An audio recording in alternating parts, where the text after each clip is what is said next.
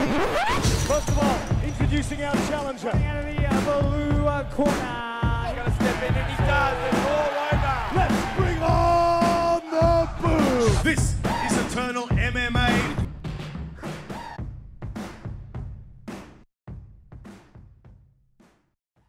All right, mixed martial arts fans, welcome back. Thank you for joining me. This is the Eternal Insiders Podcast. My name's Luke. I'm your host, and I'm joined today by none other than the reigning Eternal Middleweight champion, set to defend his title for the very first time against Brogan Anderson at Eternal 78 in Sydney, and he's kind enough to join me on the show today. I'm talking, of course, about Mad Dog, Matt Myers. Matt, thank you very much for your time, man. I know you've just got done with some training, but certainly appreciate your time on the show. How is everything going now that we've finally got yourself a matchup to defend that title for the very first time?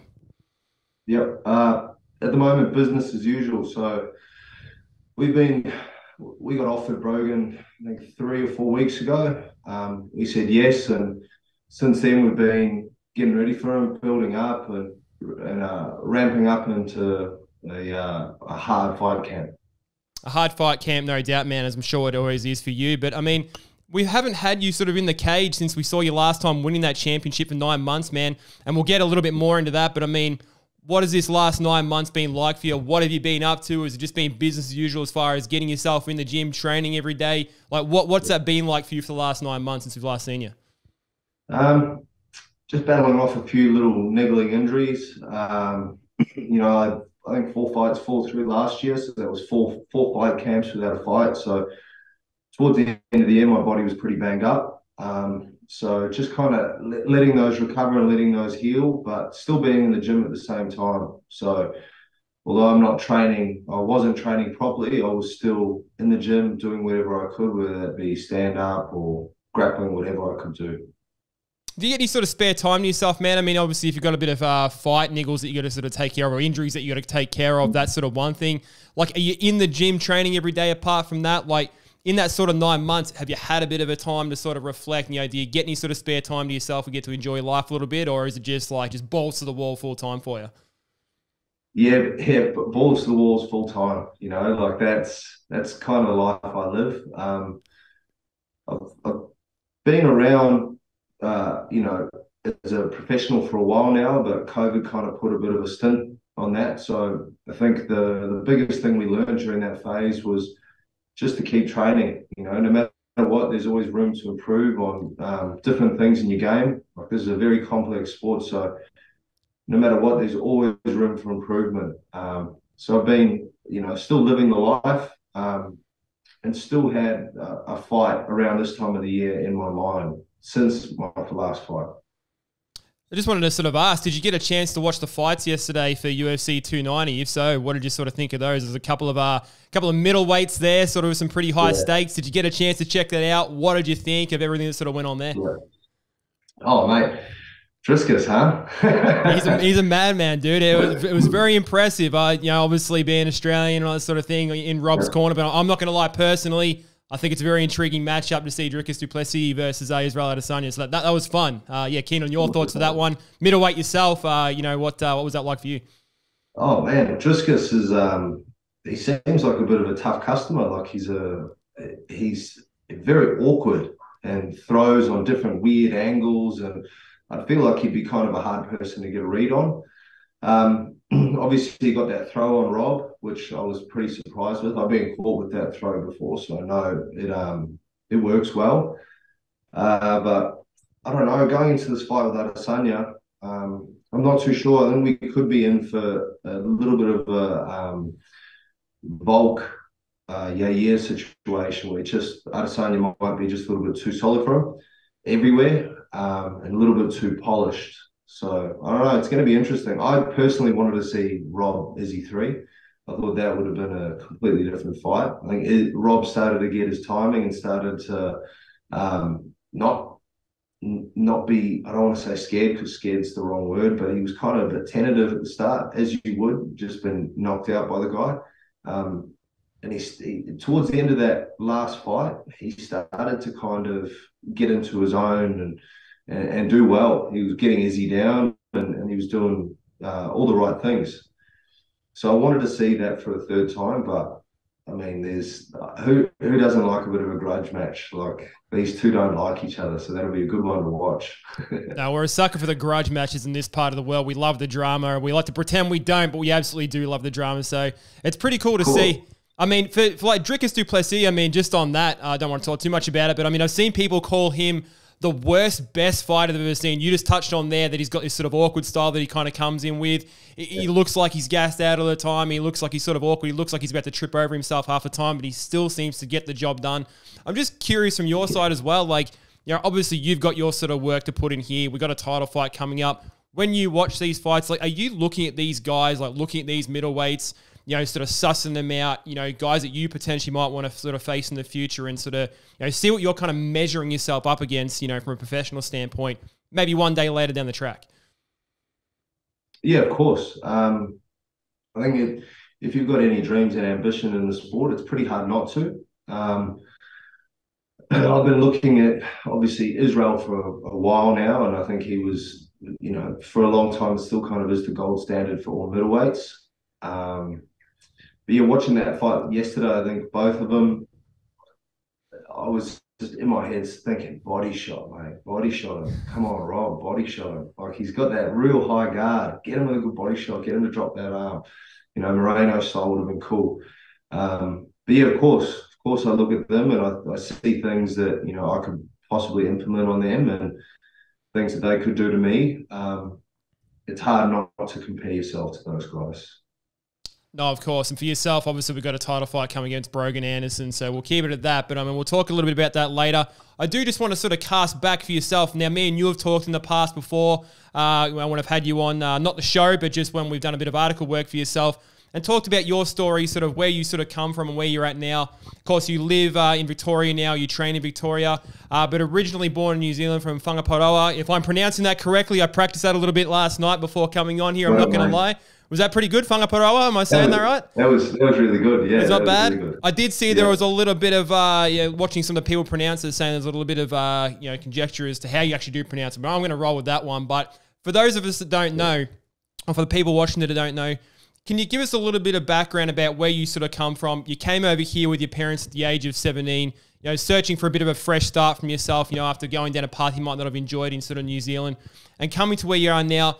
Talk to me a little about your coach, Chris Brown, as well, because I know you said that he's super important to you. You've credited him with making you the man that you are today. So tell us, for those that don't know about, just a little bit about that journey and coming over and where you're sort of at now in your life with your mixed martial arts. Yep. You know, I was a bit of a lost kid growing up. I didn't really know where I belonged, and I was sort of searching for something. I don't know what I was searching for, but I was searching for something, and that led me down, you know, a few bad pathways. And I think I'm lucky enough to, at 17, have come here and have met Chris, which is an interesting story in itself. And I think a little bit of fate plays a part in that. My mum was working, I don't know if I told you, my mum was working down the road from the original gym. This is in 2013, and Chris came in. My mum was working as a receptionist at a doctor's clinic, little bulk billing place. And Chris came in, and Chris had this huge cut. I think he had accidentally got headbutted by one of the young kids, and he had this massive gash. And, you know, mum's used to dealing with junkies and like all these rough people coming in this bulk billing place, having a crack at her and being really rude. Chris walks in, he's super calm, super polite, really respectful. And my mum just saw something in him and thought, that's the kind of man that my son should be around.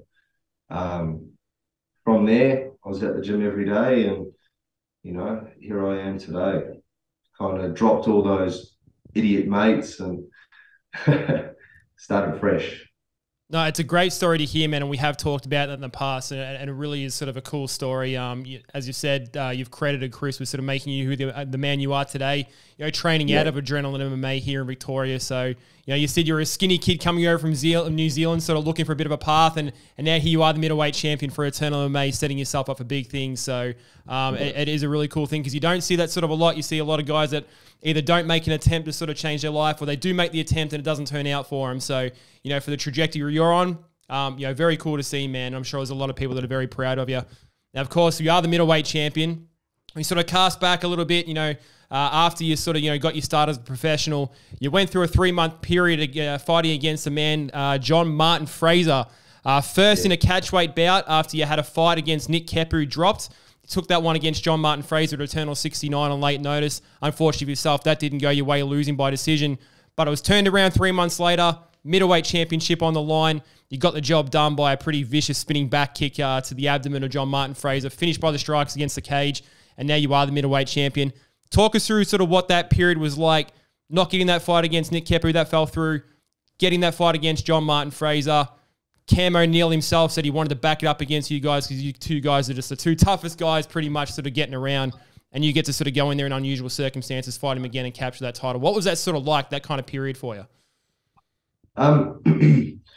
Really cool. It opened a lot of... It not only opened the eyes of everyone else as to who I am, but kind of opened my own eyes.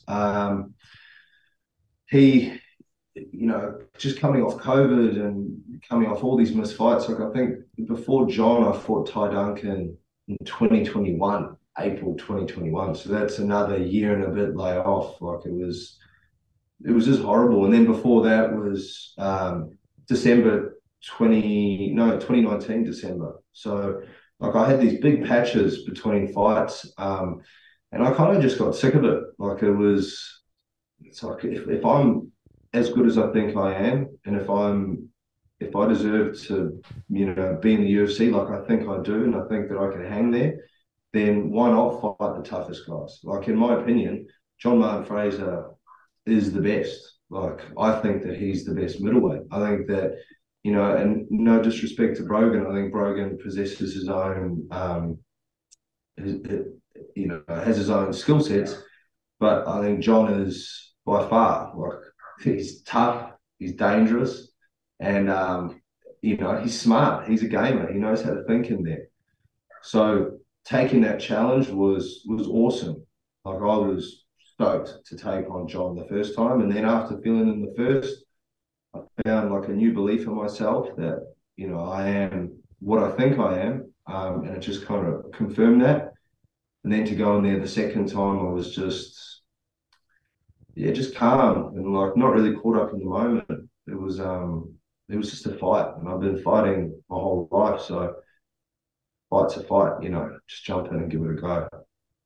No, you certainly did give it a go, man. And for anyone that hasn't seen that highlight reel finish by Matt Myers against John Martin Fraser at Eternal 72 to capture that middleweight title, go and check that out. Make sure the volume's nice and turned up, because the way that kick hits the abdomen of John Martin Fraser there and put him up against the cage, super vicious. If you're a fan of like highlight reel sort of finishes, definitely need to check that one out if you haven't already. Check it out on UFC Fight Pass. A really cool highlight there for Matt Myers.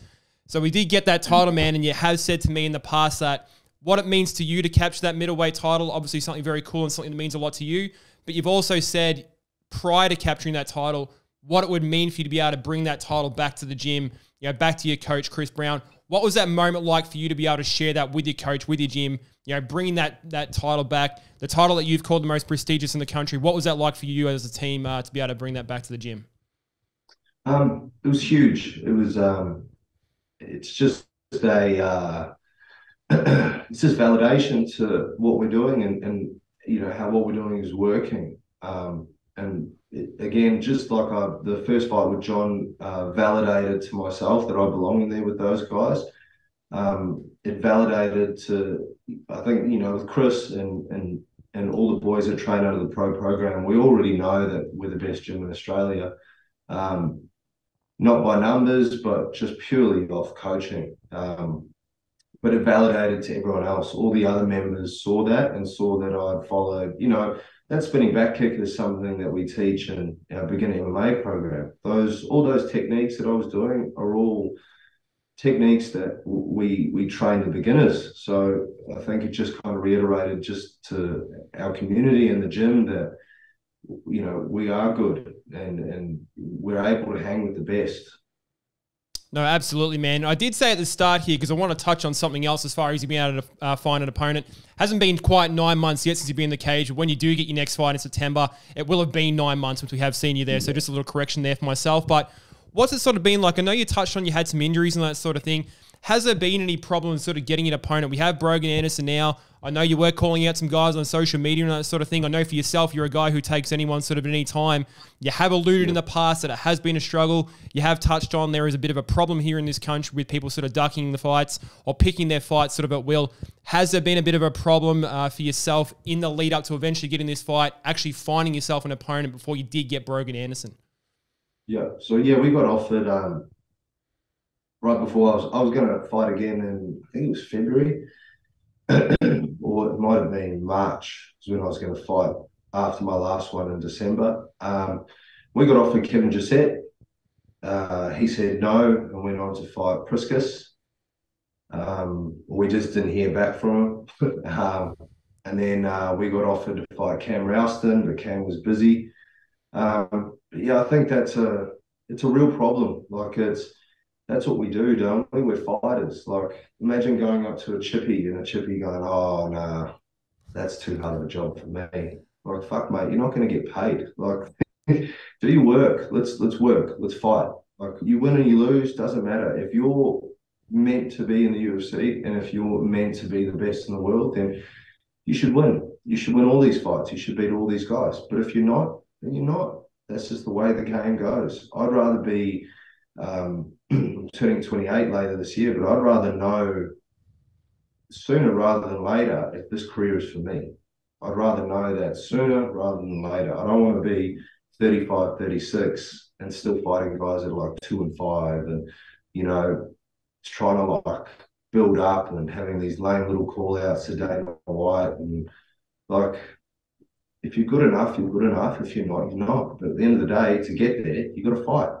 And it seems to be a real recurring theme. Like, of course, then you get guys like John Martin Fraser, who's a gangster, and he'll fight anyone, anywhere, anytime. But I believe truly that, like, those guys are so few and far between in every weight class. Like, there's a lot of guys ducking. No, and that's some incredibly great perspective there, man. And I know for a fact that that's what the matchmakers love about not only yourself, but guys like you just talked about there, John Martin Fraser. And that's how we got the title fight in the beginning, like even after we had that original fight where you guys went up against each other. It's because you two guys, you know, not only in the middleweight division, but I mean any of the guys here that we got in this country, you know, across the oceanic region that are just willing to get in there and put it all on the line. So that's a very refreshing attitude to see from yourself, man. And it's why we can't wait to see you back in the cage finally against Brogan Anderson. Very pleased that you've got that match up and we forge ahead. I mean, I know you've said in the past in a post-fight interview that you'd fight your brother for the right price. Hope we never sort of have to have it come for that to get you guys in the cage together. I know it was a bit of sort of scrapping growing up with you guys. You had him in the training room sort of in the past. Have you had your brother in the training room on the mats for the lead up to this one? Like, what can you tell us about sort of that dynamic? Is he a frequent training partner of yours? Like, what sort of goes on there in terms of that little brotherly rivalry you had growing up until where the point we're at now? So, my brother, he's in the gym when he can be. I've sparred with him a lot, and he's not easy to deal with. Like, he's tough. You know, we grew up together, so he knows me very well. But not too much training this camp. He's a lot lighter than me. I think Nick walks around at maybe like 78 or 79. But yeah, he's my best mate. I have to take that. I don't know what I was thinking saying that, but you know, everyone kind of got the point. I don't want to fight my brother. I love him, but I mean, we've fought for free plenty of times. So, no, probably a few broken walls in the Myers household growing up, no doubt. Yeah, 100%. Yeah, who's the older out of you two? Me. You're the older one. I'm older by 12 months, so we're really close in age. Yeah, sure. No, I saw the photo of you guys on Instagram when you're in the training room and when you guys are sort of both kids and I was sort of trying to pick you apart. I'm like, man, you guys look like really close to sort of the same age. So you've got that kind of the older brother sort of, thing for yourself there, I suppose. But I mean, in saying that, I think the younger brother always wants to be able to take the older brother. So he always he'll give it a crack. Like, he'll come out real strong and give it a crack. Yeah, I'm sure.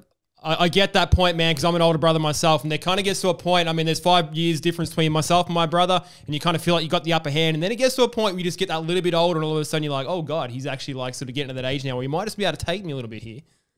Oh, mate, well, that's the issue with my youngest. I've got a 15-year-old brother, and he's in the gym pretty much almost every other day. Like he's putting in a lot of work, and he's actually quite talented. I think he'll end up being bigger than me and stronger than me too. So he's kind of the one to be nice to now. I've got to be nice to him. Well, if he's going to be bigger and stronger than you, man, I mean, we got to sort of watch out for that one because you're a big, strong bloke yourself. So let's keep our eyes peeled on the younger brother in the Myers household. Now, I want to jump to Brogan Anderson in a couple of seconds, but I do just want to sort of touch on, we talked about the fights that have sort of not come to fruition for you, calling out guys you sort of can't get the fights. I'm curious as to what you sort of think the landscape of the middleweight division here is in the country. We got a lot of lightweights, we got a lot of sort of featherweights, flyweights and that sort of thing. Looking at sort of what's around for sort of the middleweights and potential opponents for yourself, be it sort of in the near or the later future, what's sort of out there at the moment? I mean, we had an Eternal 6. We had Brogan Anderson's training partner, Ben Johnson, sort of get himself the win there. Are you keeping sort of your eye on the sort of the guys that we do have as potential opponents? Did you see Ben Johnson's fight? What can you sort of tell us about what you know about him and sort of that dynamic of having him as a training partner with with Brogan Anderson as well?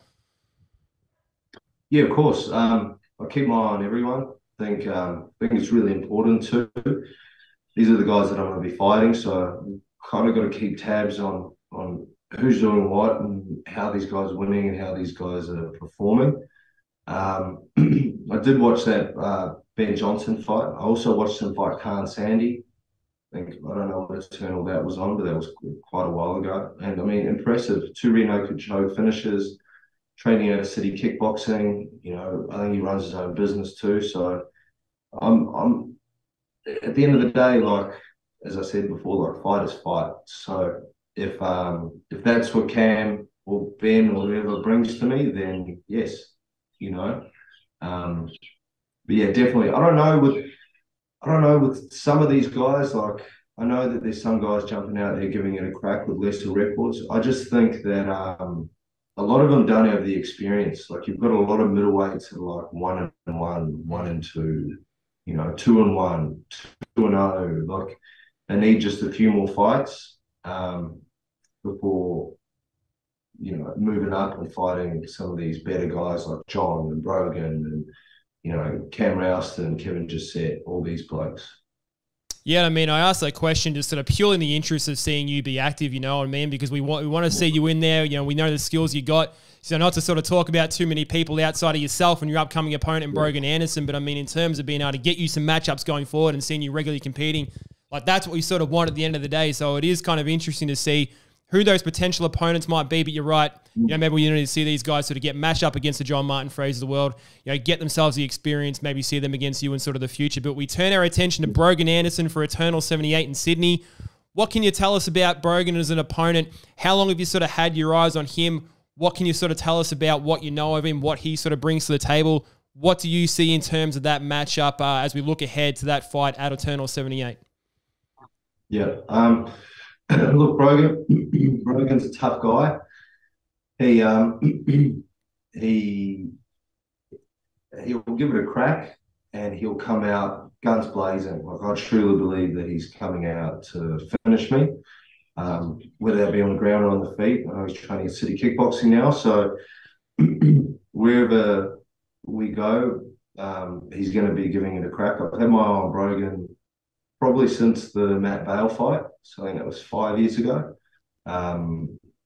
So that was back obviously at welterweight. But yeah, good opponent, good experience, good record, good scalp, comes from a great gym. I'm looking forward to the opportunity of getting in there, and mixing up my whole skill set, because a lot of people haven't really seen the grappling side, from top. So, I'm coached by a 5-time Olympic wrestler, Chris Brown. He's been to 5 Olympics. I think he's 17-time national champion, Australian national champion. So I'm looking to use my full skill set in this fight. I didn't really get the chance to in the last John fight, but I trained to use my full skill set. I'm really looking forward to it. It's a massive opportunity on a big stage against a guy that I've had my eye on for a while. So it's going to be wicked.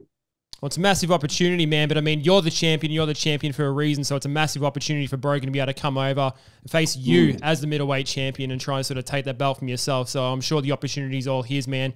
I'm sure he sort of feels that he's got something to sort of prove. Come over here, in your words, sort of put it on the line for the most prestigious belt that we have in the country. Any Eternal belt's the most prestigious belt that we sort of have in the country.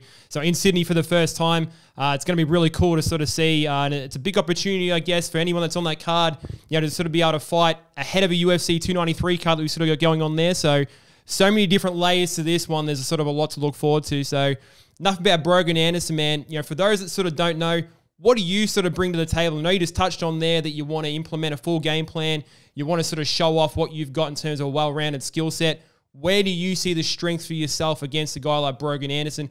Do you have a particular way you sort of see the fight going for yourself? Have you got a particular way in mind that you like to sort of get the job done? Where are your strengths against Brogan Anderson? Yeah, look, I want a clinic. Like, I want to clinically break him down and beat him over 5 rounds. That's what we're training for. And that's what we want. I don't want just like a quick knockout. Obviously, in an ideal world, that'd be great. I put my right arm out and Brogan can just walk straight into it. That'd be really good. Nice and quick, but I don't live in an ideal world. I live in the real world. And I know that, I know Kiwis and I know South Islanders, and I know South Islanders are tough. So I'm ready to get in there and put it all together. I want a mixed martial arts clinic on Brogan Anderson. No, I mean, the treat to be all ours, man, because a lot of people definitely looking forward to this fight. When I saw this one get announced, I was very hyped up for it. We're very excited to see Mad Dog Matt Myers back in the cage to defend his belt for the first time. And it all goes down September 9th at Liberty Hall in the Moore Entertainment Quarter in Sydney. Tickets will be on sale for that one soon at eternalmma.com, so watch out for those. And if you're not attending that one live in attendance, it will, of course, be on UFC Fight Pass, the main card, live and exclusive. You do not want to miss this one. Absolutely looking forward to it, as I know a lot of other people are. So until then, man, thank you very much for your time here on the show. I know you're a busy man. I know you're a guy that's in the gym at all times, all day, every day. So good luck to you on for Eternal 78, man, for yourself. I'm sure you obviously wanted to bring that belt home. And if we do talk to you on the other side with that belt, very much looking forward to having you back on the show, man. Beautiful. Thank you very much, Luke. I appreciate the time. I appreciate your time, man. Thank you.